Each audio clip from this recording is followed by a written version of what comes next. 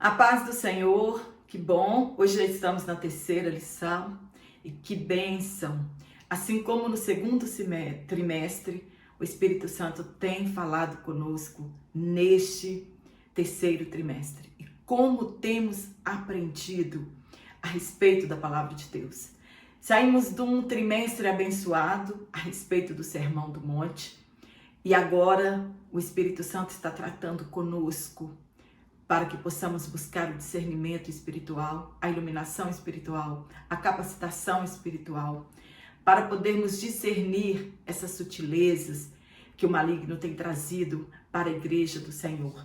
Nós já aprendemos que sutilezas é uma pessoa dócil, educada, mas também uma pessoa perspicaz. E o inimigo de nossas almas, ele sabe sim ser sutil para a entrada do pecado, mas ele não tem misericórdia de nós quando nós cedemos às tentações que vêm para a igreja. Para você que está aqui pela primeira vez, eu sou Jane Martins de Souza, sou professora, também superintendente de escola bíblica dominical. E o meu pastor presidente é o nosso querido pastor Zacarias Ferreira, um grande homem de Deus. Algumas pessoas me perguntam, mas Jane, de onde você é? Sou de Curvelo, Minas Gerais, e estou aqui juntamente para aprendermos juntos a respeito da palavra de Deus.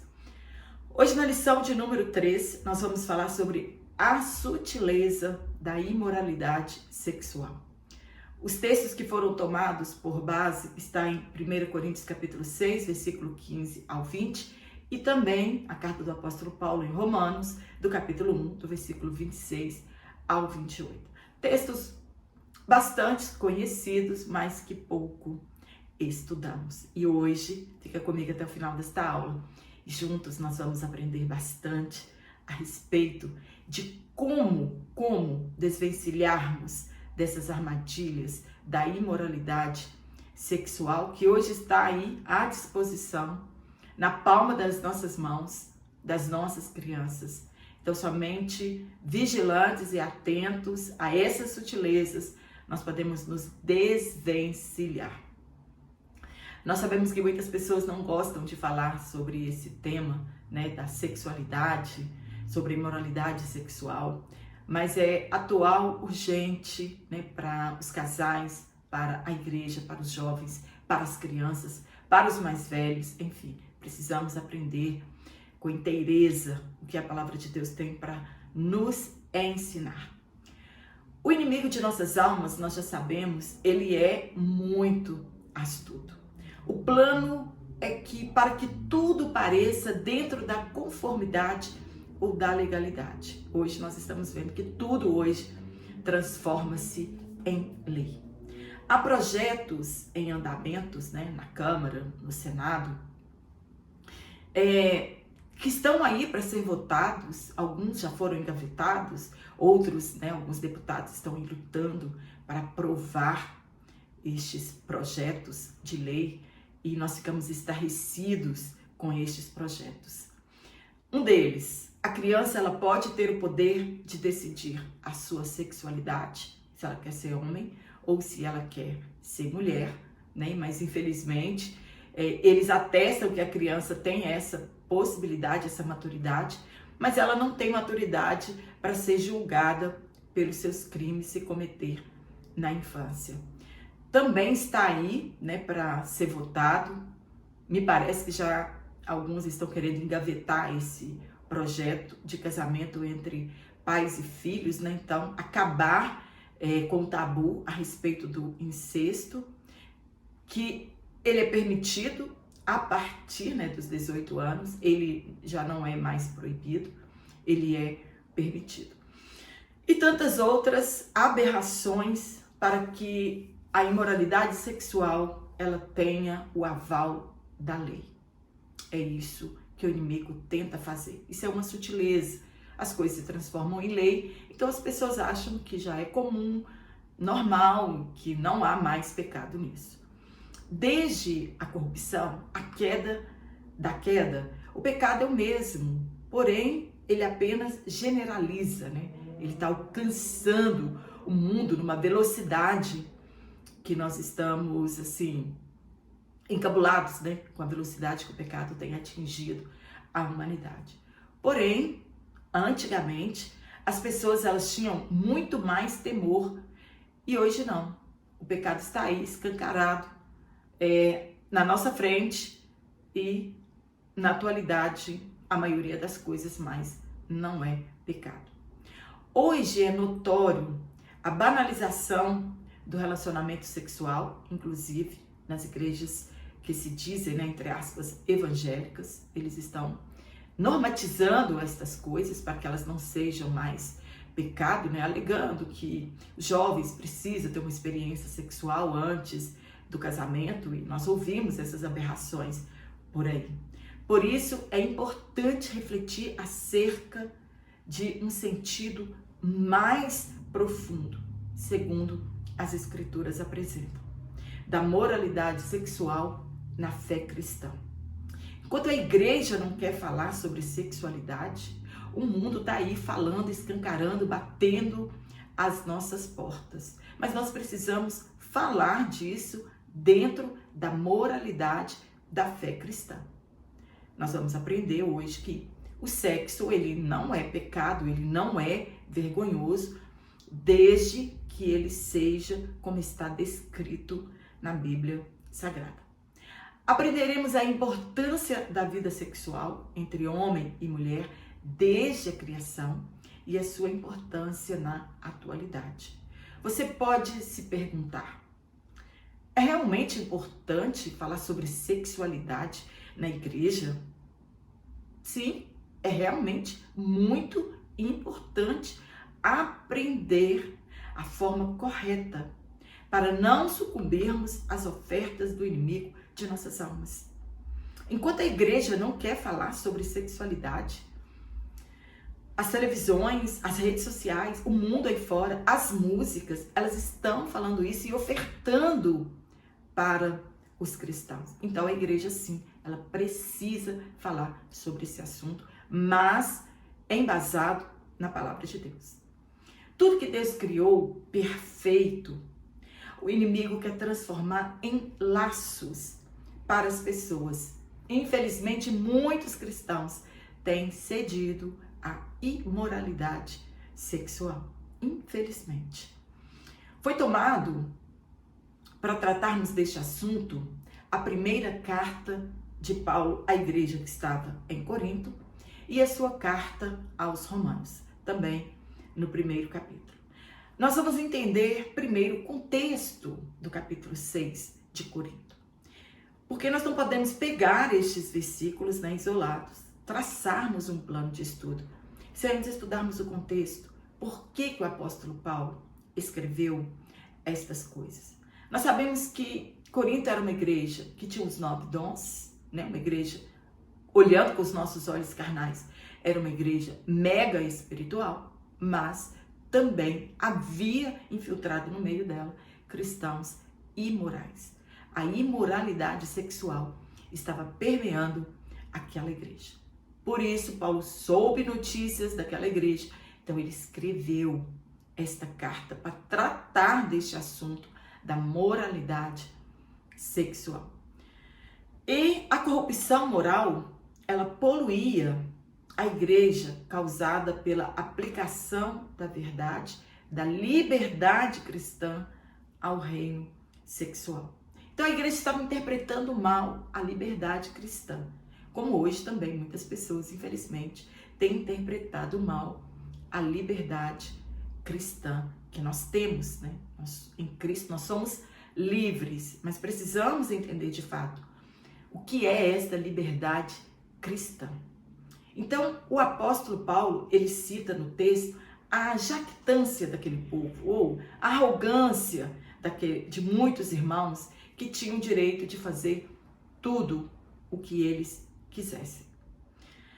Algumas versões, elas colocam as citações aqui nesta carta, elas estão até entre aspas, porque não são palavras do apóstolo Paulo. Às vezes nós pregamos assim, mas Paulo diz, tudo me é permitido. Não, Paulo estava repetindo aquilo que ele teve notícia de que alguns cristãos estavam transtornando a igreja. Então, algumas versões você vai encontrar essas citações entre aspas, porque não são palavras do apóstolo Paulo. Ele estava rebatendo esta falsa doutrina de que tudo era permitido, né? Já que eles estavam vivendo a liberdade religiosa. Então, Paulo ele vai dizer, entre aspas, vocês estão dizendo aí, tudo é permitido. Paulo contesta, mas nem tudo me convém. Não posso ser dominado por estas coisas. Depois ele diz, repetindo o que os irmãos estavam dizendo lá, abre aspas, os alimentos foram feitos para o estômago e o estômago para os alimentos. E Paulo diz, mas Deus destruirá a ambos. Então, estas frases não são palavras do apóstolo Paulo, mas destes irmãos que estavam, pervertendo a doutrina na igreja de Corinto. Então, Paulo contesta essas afirmações, dizendo que essa, abre aspas, liberdade que eles estavam vivendo de ação, talvez não seja benéfica para o povo de Deus. Para eles, assim como o ato físico de comer e digerir não afetam a vida espiritual e a interior, assim também para eles a atividade sexual promíscua não afeta a vida espiritual. Nós não temos tempo aqui de falar sobre as prostitutas cultuais, os prostitutos cultuais que haviam naquela época, e eles achavam que podiam participar dessas coisas. Paulo declara aqui a dignidade do corpo, dizendo que ele não foi feito para a imoralidade sexual, mas ele foi feito para o Senhor, para glorificar o Senhor, e não para satisfazer os nossos desejos pecaminosos. E ele nega que não seja importante o que a pessoa faz com seu corpo. Infelizmente, muitas pessoas acham que Deus não está se importando com o que eu faço com o meu corpo, Tem até um ditado por aí, meu corpo, minhas regras. Não, Deus se importa muito com o que fazemos com o nosso corpo. Um corpo destinado à ressurreição, ele não deve ser usado para a imoralidade. Devemos entender, segundo a Bíblia, que Deus tem o corpo em alta conta e jogar por terra a ideia de que Deus quer apenas o nosso coração. Isso tem que sair do nosso meio, de que Deus não se importa com o nosso corpo físico e que de fato Ele importa somente com o nosso interior, com a nossa alma, com o nosso espírito. E Paulo está julgando por terra aqui esta heresia da igreja de Corinto. Não apenas o nosso espírito é membro do corpo, mas todo o nosso corpo é membro de Cristo. Então é nosso corpo, nossa alma, nosso espírito, tudo isso faz parte do corpo de Cristo. Práticas que antes eram vistas como pecado, hoje são tratadas com normalidade. Sexo antes do casamento, normalidade. E entre pessoas solteiras, normalidade. Estatísticas revelam que a maioria dos jovens cristãos já tiveram a sua experiência sexual antes do casamento. No passado, não era tanto, Pois os casamentos, diz alguns comentaristas, eles eram arranjados e as pessoas se casavam muito cedo. Quando nós olhamos na igreja primitiva, as mulheres casavam lá pelos seus 13 anos, 14. Os homens, 16, 17 anos, eles já estavam casados. Então, o período de tentação deles era menor do que o vivido hoje. Hoje nós encontramos jovens em nossas igrejas de 30, 35, 40 anos que ainda não são casados. Então, a tentação que eles vivem é muito maior do que no passado, Nossos pais, nossos avós, que casaram-se cedo. Da mesma forma, o adultério, que já fora tratado como crime, adultério já foi crime no Brasil, né? Ele está no Código Penal de 1940 e ele caiu em desuso em 2005. Então, a partir de 2005, adultério já não era mais pecado, né? Havia algumas questões que a pessoa podia pedir divórcio baseada, né, no adultério. Então, na lei de Moisés, o adultério era pena de morte. Se a pessoa traísse o seu cônjuge, era pena de morte, tanto para o homem quanto para a mulher. Bem como a normalização da homossexualidade. Isso também já foi normatizado em nossas leis. Hoje, existem pastores e pastoras dessas igrejas inclusivas.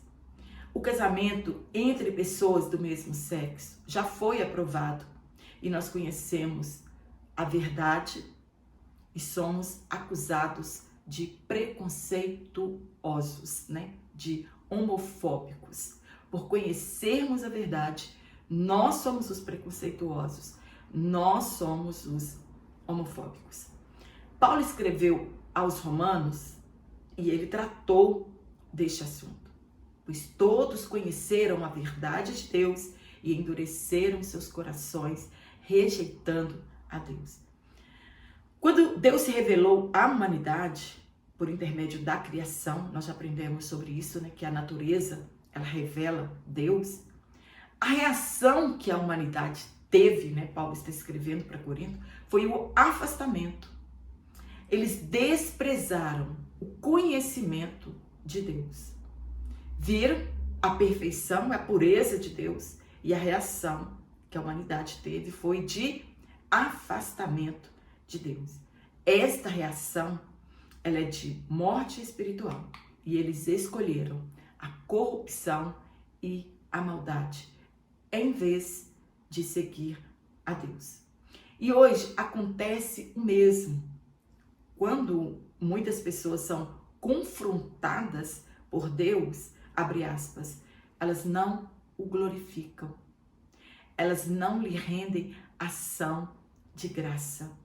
Ao invés disso, elas posicionam-se contra Deus e trocam a glória do Deus imortal por imagens mortas de ídolos. Então, no primeiro tópico, nós vamos falar sobre a revolução sexual.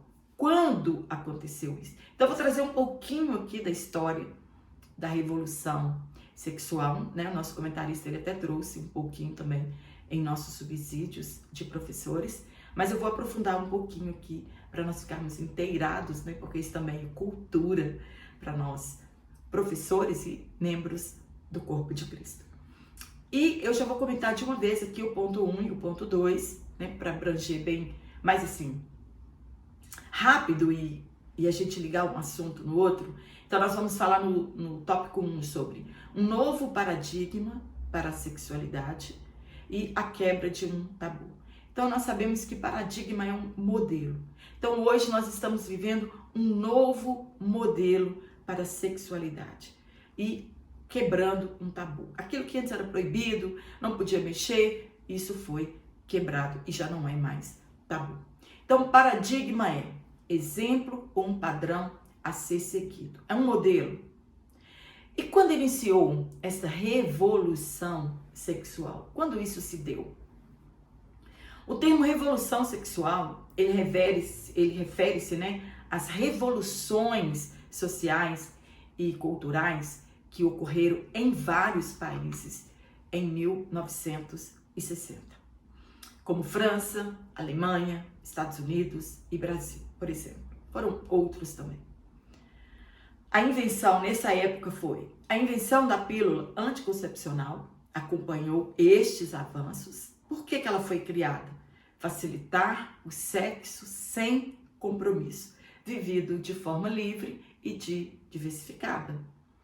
A revolução sexual foi uma forma de pensar sobre a liberdade sexual humana, desafiando a moral tradicional.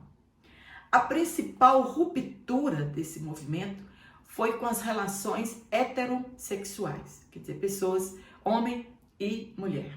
e monogâmicas. O homem só podia ter uma esposa. Então isso era apenas entre duas pessoas. O sexo era assim. Então surgiu também a forte apologia da contracepção e a pílula do dia seguinte. Isso tudo aconteceu lá nessa revolução sexual. A nudez em público tornou-se uma forma de protesto. Hoje a gente vê os protestos das pessoas. As mulheres tiram a roupa no meio da rua, os homens tiram a roupa no meio da rua como forma de protestar. E a expressão artística. Para David Allen, a revolução sexual foi um momento em que a sociedade, abre aspas, saiu do armário. As pessoas estavam reprimidas, né? E quando aconteceu isso, uma revolução em relação ao sexo. Antes do casamento, ele sempre existiu, porque ele sempre foi pecado, mas cometido. Quando isso acontecia, era um caos na família. Aí aconteceu, em relação ao sexo antes do casamento, a masturbação, a fantasias eróticas, pornografia e sexualidade. Enfim, prevaleceu o entendimento de que se deveria mudar a natureza dos homens, mudar a natureza das mulheres. Olha o que Paulo escreveu em Romanos, né? Casa bem aqui. E mudar a relação, a natureza da relação entre homens e mulheres. As principais características da revolução sexual são a reforma dos costumes sexuais. Já não seriam mais monogâmicos, somente entre homens e mulheres. Então, havia essa reforma. O fim do casamento. Hoje, as pessoas casam, mas não com a mesma frequência do passado. O fim da família tradicional. Isso lá em 1960. E hoje a gente está vendo aí escancarado, né, para nós. O fim da monogamia. O aborto. Hoje, infelizmente, vários países aprovaram o aborto. O Brasil é permitido, mas em casos específicos. A propaganda do puro amor, a propaganda do aborto, a facilitação do divórcio. Hoje, com 30 dias, você já está divorciado. A aceitação do adultério. As pessoas já não veem mais isso como pecado ou crime. Ele me traiu, mas tudo bem. A pedofilia, eles estão querendo normatizar a pedofilia, querem tratá-la como doença e não como pecado. O incesto, nós já falamos um pouquinho sobre ele. E o menage. O que é menage? É o relacionamento sexual entre uma mulher e dois homens. Entre um casal e outro homem e outra mulher. Né? Então, assim, é sexo a 3, sexo a 4, sexo a 5. E a zoofilia, que é sexo com os animais, que também é crime no Brasil. Mas a primeira etapa não foi lá em 1960. Isso não começou em 1960. A primeira etapa da revolução sexual, ela foi em 1750. Começaram a surgir os primeiros pensadores da revolução sexual. A revolução sexual, ela é necessariamente anticristã. Então, o feminismo não começou com as mulheres, né? Começou aqui, a gente não vai ter tempo para isso, mas ele não começou com as mulheres. Várias mulheres também começaram. A princípio, ele tinha uma ideia diferente e depois eles foram, né, piorando, e está do jeito que nós estamos vendo hoje. A segunda etapa da revolução sexual é essa que nós estamos falando, que foi em 1960, com os meios de comunicação. A difusão de ideias libertárias sexuais foi facilmente propagada, né? Com a invenção dos meios de comunicação, aquilo que era recluso em alguns lugares, né? Hoje não, expandiu para o mundo todo e dando coragem para as pessoas. A televisão, o rádio e outros meios influenciaram milhares de pessoas a partir de uma perspectiva de contracultura. Um dos grandes gatilhos que marcaram essa fase foi a pílula anticoncepcional. Com ela, as mulheres tinham acesso fácil e seguro à contracepção, quer dizer, não ter mais filho. Ela foi introduzida nos Estados Unidos em 18 de agosto de 1960 e um ano depois na Alemanha e por fim se espalhou pelo mundo inteiro. Assim, com a invenção da pílula anticoncepcional, o caminho do sexo sem compromisso estava livre dos inconvenientes de se ter um filho. A Revolução Industrial do século XIX houve avanços na fabricação de preservativos e nas técnicas de aborto. Quanto ao divórcio, ele estava facilitado, era legal e unilateral, bastando uma das partes consentir. Então, quem quisesse divorciar estava livre. Antigamente, não. A mulher ela não tinha o direito de pedir o divórcio. Ela só poderia divorciar se o homem quisesse divorciar. E assim, hoje também é quase que desta forma, né? Muitas mulheres que querem sair de um casamento, elas não conseguem, porque os maridos tiram a vida dessas mulheres antes que elas saiam do casamento. Na visão moderna, as leis de Deus não governam mais o mundo. Para a modernidade, não é Deus mais que governa o mundo, não é a palavra de Deus mais que é bússola, que orienta, mas sim a vontade humana, sem restrições e tabus. O mundo começou a assistir a uma exploração explícita do mercado pornográfico. Filmes, revistas, objetos eróticos, tráfico negro de mulheres, né, para serem prostitutas em outros países, prostituição infantil, motéis, sex shops, enfim, isso invadiu o planeta, né? E hoje tem até deputados querendo introduzir a prostituição como uma profissão. O Estado, ele é laico. O que quer dizer isso? Ele não confessa uma religião específica, né? O Brasil, ele não tem uma religião específica. Aqui todo mundo tem a liberdade religiosa. Todo mundo, entre aspas. Mas ela deve incentivar o valor religioso, que faz parte da grandeza e da dignidade do homem. Porém, não é o que estamos vendo hoje. Não é todo mundo que tem essa liberdade religiosa. A nossa liberdade religiosa como cristãos, ela está correndo sérios riscos. Enfim, o laicismo que vemos hoje é do Estado que caminha para se tornar um Estado com uma religião oficial e que não é o cristianismo e não um Estado laico. Se ele fosse laico, né, não haveria tanta perseguição religiosa no mundo cristão como nós vemos hoje. Então, eles estão querendo um Estado totalitário ateu que quer eliminar Deus e a religião e que investe fortemente contra a liberdade religiosa. Um Estado cujo Deus é o individualismo, o hedonismo, o prazer material e, entre aspas, a liberdade para aprovar tudo que desejar, sem restrições morais. Então, tirando Deus da religião, o mundo vai apodrecer. O modelo judaico-cristão, ele moldou por séculos a cultura ocidental. Era baseada nesse modelo que as famílias viviam, que os estados viviam. E os valores eram aqueles extraídos da Bíblia Sagrada. Mas, infelizmente, hoje isso está mudando.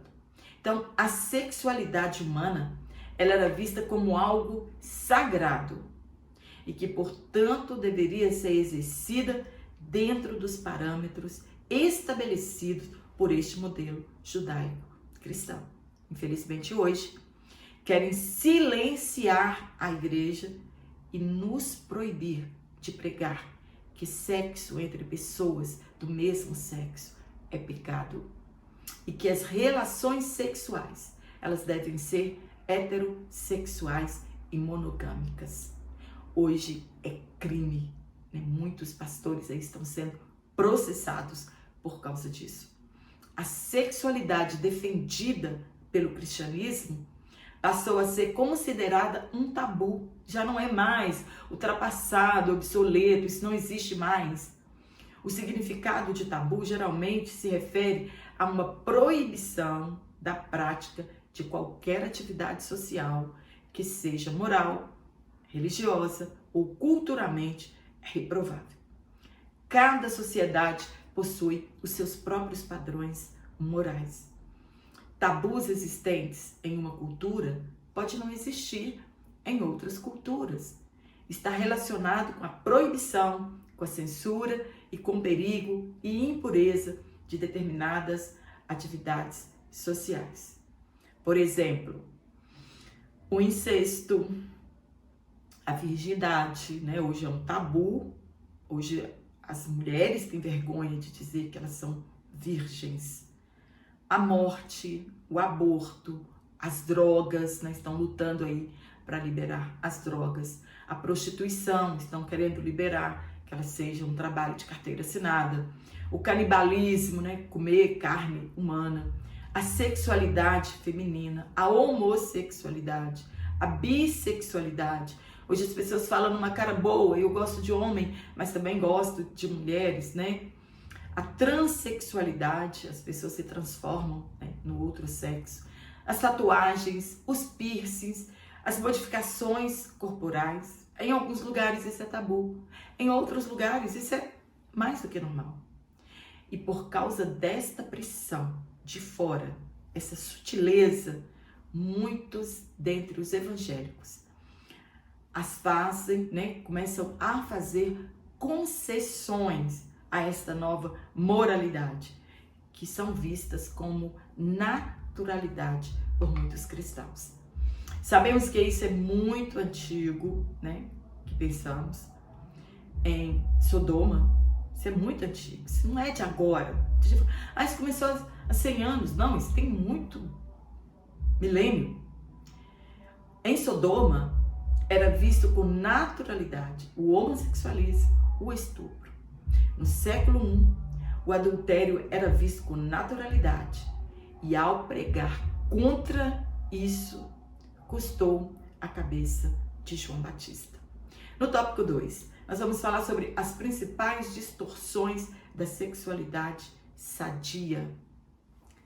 Eles estão distorcendo, né, a sexualidade sadia, o que é o ideal de Deus para nós. No ponto 1, a prática da fornicação.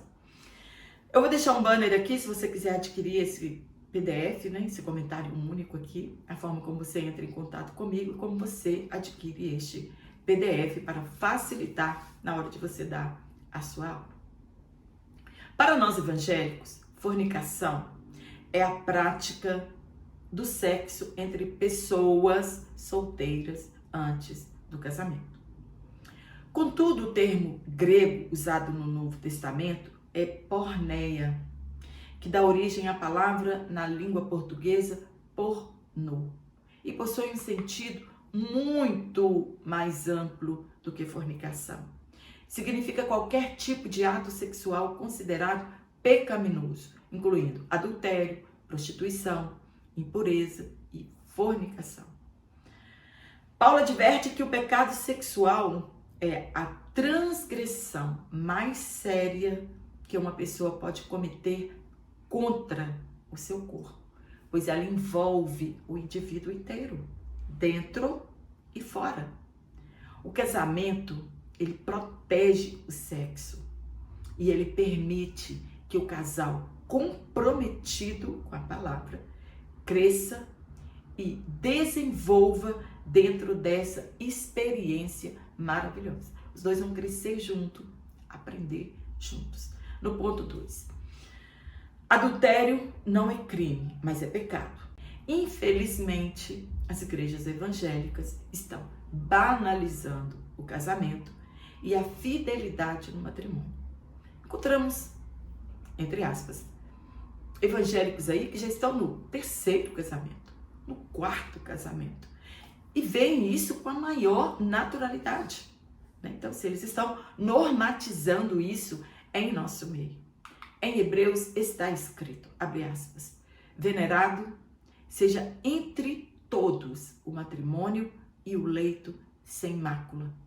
Porém, aos que se dão à prostituição e aos adúlteros, Deus os julgará. Jesus, ele condenou o adultério. Os discípulos fizeram o mesmo, condenaram o adultério. Os fariseus, eles consideravam que uma simples carta de repúdio os livravam do adultério e da pena de morte. Hoje muitas pessoas acreditam da mesma forma, que apenas uma carta de divórcio, ele já está livre dessa culpa. E Paulo, em Coríntios, ele afirma que os injustos, isto é, ele vai dizer que nem os devassos, nem os idólatras, nem os efeminados, nem os sodomitas, né? Sodomitas são aqueles que praticam relações sexuais anal. Os ladrões, os avarentos, os bêbados, os maldizentes e roubadores não herdarão o reino dos céus. Estão todos no mesmo patamar. Então, o pecado do homossexualismo, ele está no mesmo patamar do ladrão, do bêbado e do avarento. Davi, ele podia ter quantas mulheres ele quisesse, apesar de este não ser o ideal de Deus, desde que estas mulheres fossem solteiras e não casadas. O rei não tinha poder de tomar uma mulher de um homem casado, uma mulher casada, porque era pecado e era pena de morte. Então, tomou para si uma mulher casada, Betseba, e por isso ele devia morrer. O crime dele deveria ser punido, o seu adultério. No terceiro ponto, a homossexualidade, uma contradição de ordem natural. A questão hoje é que você já nasce com transtorno de identificação de gênero e que isso já é definido na gestação. Resumindo, a criança já nasce homossexual. Por fim, compreendemos que, segundo a palavra de Deus, que a homossexualidade, ela é um comportamento adquirido e não é um determinismo biológico. Você não nasce dessa forma.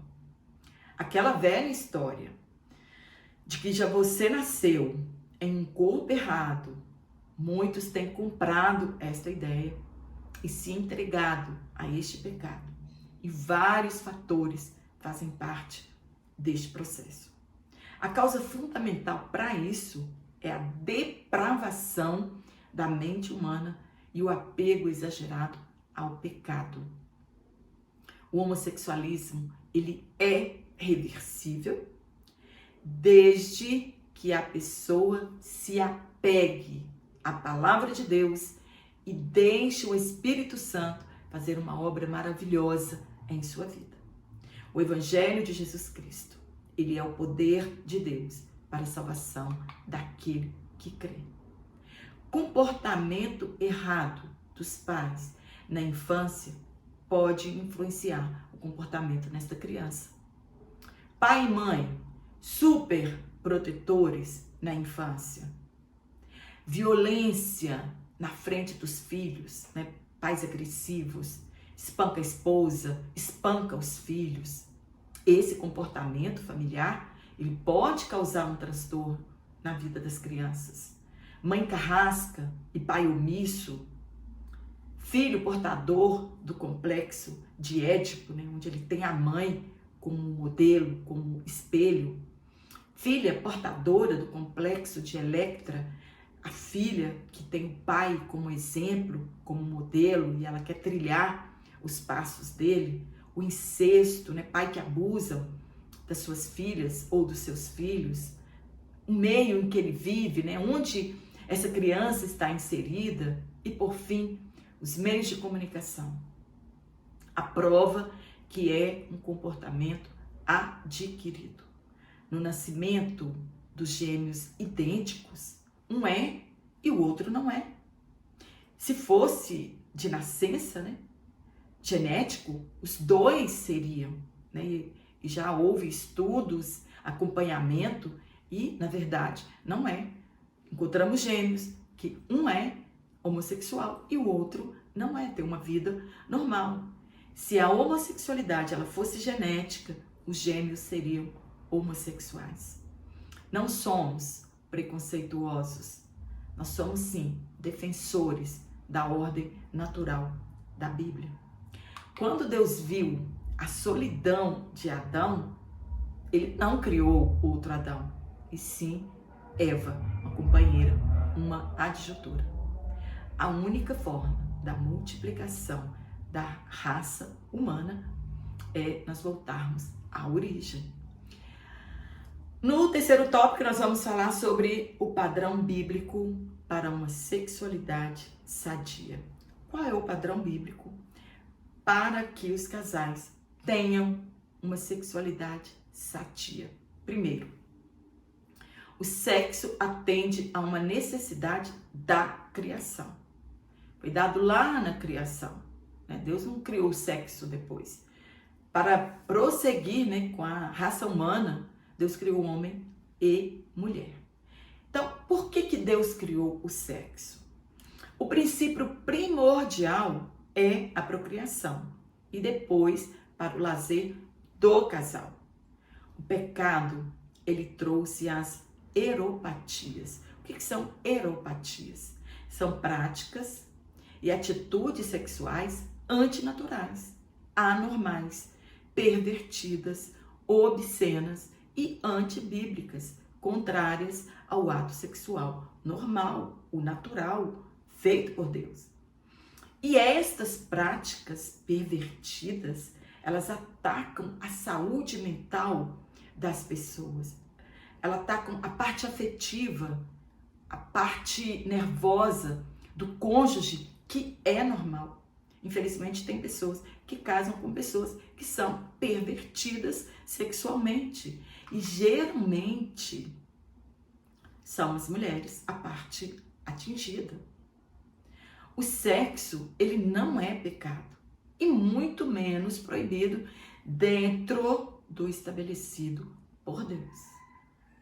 O casamento, o sexo, ele foi feito para ser praticado no casamento. Foi a forma de nos proteger contra a impureza sexual. Foi o casamento. Contudo, o sexo não pode ser visto como um fardo, né? O nosso comentarista diz que muitos casais estão vivendo o sexo como um fardo no casamento, um peso nos seus relacionamentos. Não pode ser vivido assim. Ele é um complemento do casal. Procriação e recriação deste casal. Ele também não deve ser visto apenas como um dever ou obrigação a ser praticado sem amor e de forma mecânica. Eu vou fazer porque é minha obrigação. É o meu dever de marido, é meu dever de esposa, então eu vou me sujeitar a isso. Não pode ser, nem sem amor e nem de forma mecânica, fazer por fazer. Mas, infelizmente, muitas mulheres cristãs casaram-se com homens pervertidos. Vieram lá do mundo e trouxeram essas práticas imorais, pervertidas, corrompidas para dentro do seu lar cristão. São homens anormais, escondidos dentro da religião. E estas mulheres sofrem sozinhas. Vivem tristes e desmotivadas, sem o apoio das nossas igrejas.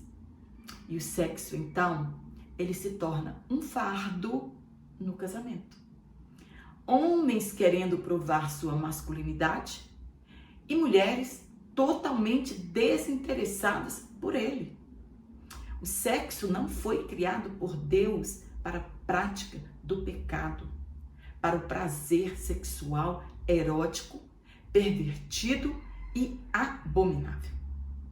Os portadores de eropatias, eles dizem que tudo é permitido entre quatro paredes e que a mulher, ela tem que se sujeitar a tudo. E não são só homens que têm essa disfunção, né, de eropatias. Tem mulheres que também, elas vêm lá do mundo com isso e levam para dentro do seu casamento. Deus, ele criou cada parte do nosso corpo para uma função específica e definida. O olho para enxergar, o ouvido para ouvir, o nariz para respirar, a boca para alimentar, para glorificar a Deus. Ele não criou a boca nem a genitália feminina e masculina para prática sexual pervertida. O sexo deve ser praticado quando os dois querem e terão satisfação mútua. Então, um cônjuge deve sim se interessar pelo prazer do outro. Isso é lógico dentro de um relacionamento. Nenhuma das partes deve negligenciar seu cônjuge para que não dê ocasião ao maligno e o pecado entre na vida deste casal. Deve haver amor, respeito, cumplicidade e satisfação mútua. No ponto 2, o pastoreio cristão e a prática homossexual. Hoje a igreja ela enfrenta um grande e sério problema. O maligno tenta perturbar a ordem e a palavra de Deus. Querem nos fazer engolir o homossexualismo com naturalidade e querem exigir dos líderes que façam casamentos destas pessoas, que as aceitem como são e que elas sejam batizadas no pecado. A igreja, ela ainda viverá momentos piores do que nós estamos vivendo hoje. Mas o que fazer quando as pessoas buscam abrigo e socorro em nossas igrejas? Nós não podemos rejeitar essas pessoas, lançá-las fora, porque nós não podemos deixar que elas pervertam a palavra de Deus. Mesmo reprovando o comportamento pecaminoso de tais pessoas, nós não podemos deixar de enxergar o ser humano por trás de tudo isso. Existe ali um espírito, uma alma gemendo por Cristo. Uma alma gemendo, pedindo socorro. Alguém que fora feito à imagem e semelhança de Deus. Assistimos hoje o escárnio deles com a revelação de Deus. Desprezam a palavra de Deus. Porém, com discernimento, devemos perceber que são instrumentos do maligno para afrontar a glória de Deus. Infelizmente, uma grande parte dos lares cristãos foram atacados e existe um homossexual na família. Como lidar com isso? Grandes líderes, pregadores, cantores, ensinadores estão sofrendo com esta afronta. Então, o que fazer? Como devemos agir ante uma situação como esta? Pessoas que depois de casadas e já amadurecidas se redescobriram homossexuais. Como a igreja deve agir? Como é um comportamento adquirido, devemos continuar ensinando que é um comportamento reversível se a pessoa crer no Evangelho de Cristo. Não é doença, não é remédio, é crer no Evangelho de Cristo. Existem outros pecados que também nos impedirão de entrar no céu. E não é somente o homossexualismo, mas o Evangelho de Jesus. Para todos os pecados que nós estamos aí praticando, o Evangelho de Jesus, ele é o poder de Deus para a salvação daquele que crê. Amém? Espero ter te ajudado com este comentário. Se você gostou, dá um curtir na minha aula. Compartilhe em suas redes sociais. Se você está aqui no meu canal só assistindo, se inscreva para que o meu canal cresça e ele chegue ao alcance de outras pessoas e eu possa ajudar também com esse subsídio outras pessoas, né? Outros professores e tenhamos escolas abençoadas, aprendemos de fato a palavra de Deus. E eu quero mandar um abraço para todos vocês que estão aqui semanalmente. Quero agradecer o carinho de cada comentário. Eu respondo a todos eles. Amo estes comentários. Não sei como pagar este carinho, né, tão grande de todos vocês. Mas que Deus, na pessoa do nosso Senhor e Salvador Jesus Cristo, continue abençoando o seu ministério de ensino. Você que não é professor está aqui para aprender. Glória a Deus, estamos aprendendo com o Espírito Santo de Deus e com esses comentários tão ricos, né, que nós temos de nossas EBDs e também de comentários bíblicos que nós adquirimos. Que Deus continue te abençoando, te dando graça, sabedoria. Dá um curtir aqui na minha aula. Se você não está recebendo as minhas aulas, desative o sininho, espere uns minutinhos, ative outra vez e você vai continuar recebendo as minhas aulas semanalmente. Um forte abraço a todos vocês e eu te espero aqui na nossa próxima aula, se Deus assim nos permitir então.